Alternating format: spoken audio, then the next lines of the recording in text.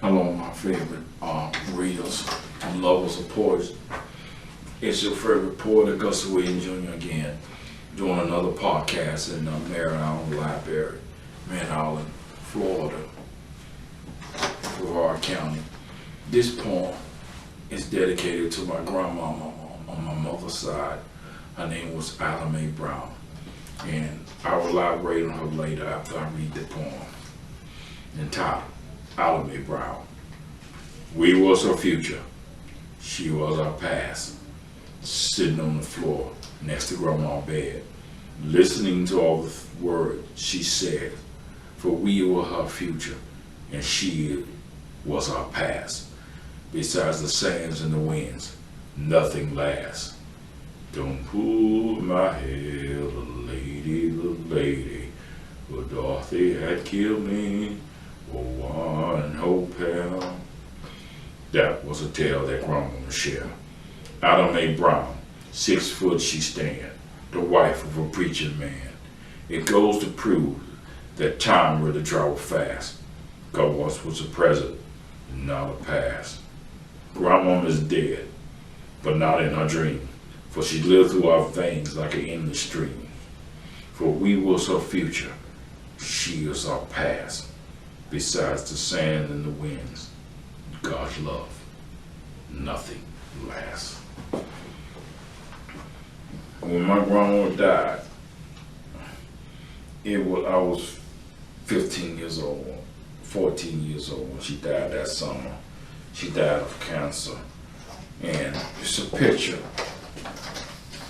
of my grandma. The lady is my grandma, Mae Brown. She stands 6 foot tall, and the gentleman on the side of him was her husband, Reverend Brown.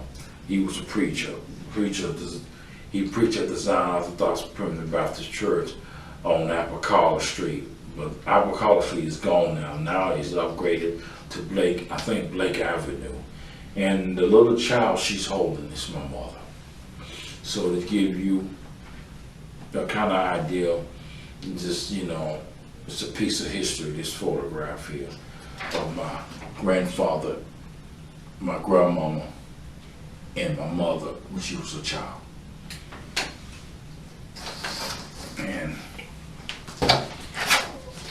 like all the stories of everybody, grandmama, she's the pillar in the foundation of the family.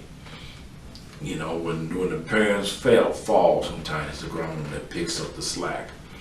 And my parents never fall, so the support of my grandmother was just an added feature.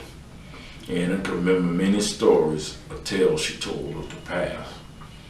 And that was one of them, that little bitty song. And I think it was a slave girl that, in Pick of the Pearls, was told not to eat them. And I guess she was hungry and ate one. And Dorothy, the master wife, killed her and buried her in the sand. I think I'll elaborate on this story on another time. But it was an old wise tale that said daisies grew in the part she was buried, beautiful daisies. And the children would go pick them, and then they would hear a very voice, or a voice sang to them from the ground. And it said, "Don't pull my hair, little lady, for Dorothy has killed me for one whole pail." I think you can Google something like that and see how far the story go back. It's deeper than the old Brer Rabbit story, or them other stories like them tapes, book on tapes. I forgot the name of the stories that tell African stories, books on tapes. I'm trying to come back. Sometimes my mind is good, some days it's bad, it's a blank. Well, what was the name of the stories? Aesop's Fables? No, the other one, the modern ones.